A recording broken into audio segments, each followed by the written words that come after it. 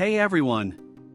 Episode 9 of Batman Caped Crusader sets the stage for the season finale and introduces one of the most significant characters in Batman's rogues gallery, Two-Face. This episode is packed with twists, featuring a revenge story, and this might just be where Bruce Wayne makes one of his biggest mistakes this season. Curious to know what that mistake is? Stick with me through this video until the end to catch all the details and Easter eggs from this episode. Welcome to Comic Chronicles. The penultimate episode of the first season of Batman Caped Crusader is entirely focused on Two-Face. We've reached the peak of this season, where both Harvey Dent and Batman himself have been developed throughout the series since the very first episode. Indirectly, Batman is culpable for everything that happens here, but to understand exactly what went down, please drop a bat like on this video and hit that bat subscribe button for the channel. It helps us grow here on the platform. Join our squad and stay in the loop with everything that's happening in the DC universe. Thank you so much, and let's dive into the video. Harvey Dent dreams of his inauguration as mayor, but his dream quickly turns into a nightmare as he starts hearing people gasping and horrified by the state of his face after the acid accident from the last episode. When he wakes up in his apartment, the side of his face that was hit is bandaged. Harvey turns on the TV and sees news interviews talking about him and announcing the new DA of the city. At that moment, we witness Harvey's dual personality for the first time, as he praises the new DA before abruptly expressing anger towards him. At GCPD, Commissioner Gordon urges the officers to start finding leads and evidence about who threw acid on Dent and why. Bruce Wayne visits Harvey at his apartment and sees the chaotic state of the place, then invites Harvey to join him at a restaurant to clear his head and distract himself for a bit. During dinner, Harvey feels uneasy with all the people around him, as if everyone is staring. He starts feeling paranoid about the people who pass by to greet him, as if they're hiding something and pretending to be happy to see him. Then rage consumes him, and he snaps, ripping off the bandages covering his face to show everyone the results of the accident. Bruce tries to stop him, but Harvey only realizes how he's acting when Bruce defends himself from Harvey's punch. Embarrassed by his actions, Harvey bolts from the restaurant.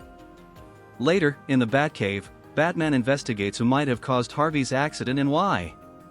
Meanwhile, Harvey walks through the streets of Gotham, reflecting on what happened and how unjust it is that Thorn, his goons, and other criminals are living their lives normally. Suddenly, he witnesses an elderly man being mugged in an alley. He charges at the mugger, knocking him to the ground, pulls out his gun, and decides to flip a coin on whether he should turn the mugger into the cops or shoot him.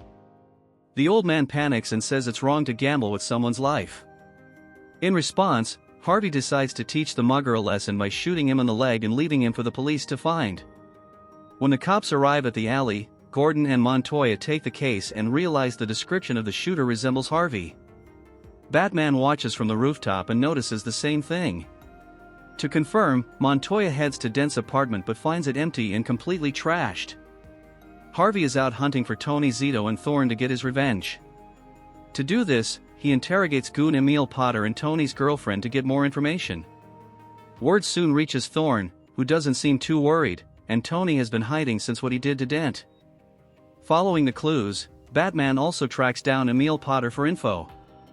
Emil is hospitalized and badly injured after his run-in with Harvey. Tony's girlfriend is found by the Caped Crusader as she's booking a flight out of the country. She got the ticket from Harvey after revealing Tony's hiding place.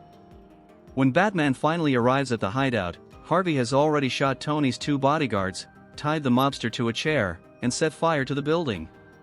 As Harvey leaves the building and gets into his car, he switches personalities and can't believe what he's done.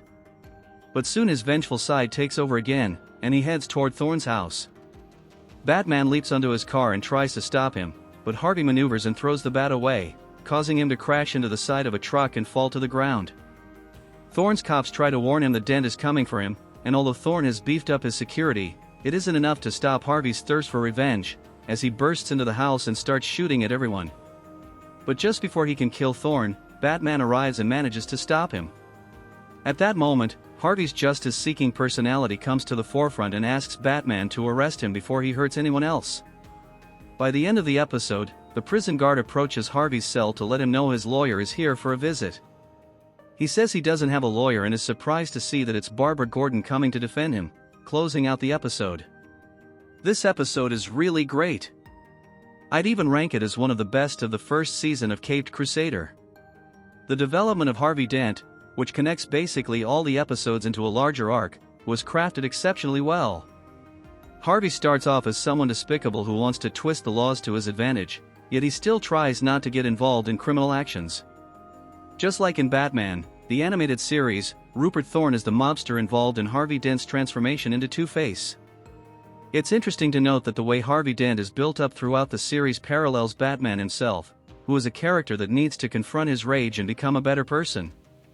Alfred even tells Bruce that Harvey went off the rails seeking revenge because Bruce tried to push him out of his apartment before he was ready to talk. Bruce acted more like Batman than the friend Harvey needed. All of this leads Bruce to realize that his actions as Batman can be problematic for the city, and moreover, his actions as a human being need significant improvement. This is something that was even discussed in the Batman 2022. So this episode not only works on the arc of Two-Face but also on Batman himself, recognizing that he needs to evolve into a better person. It's a fantastic episode featuring Two-Face, but all of his story arc will reach its grand conclusion in the next episode, which is also the season finale.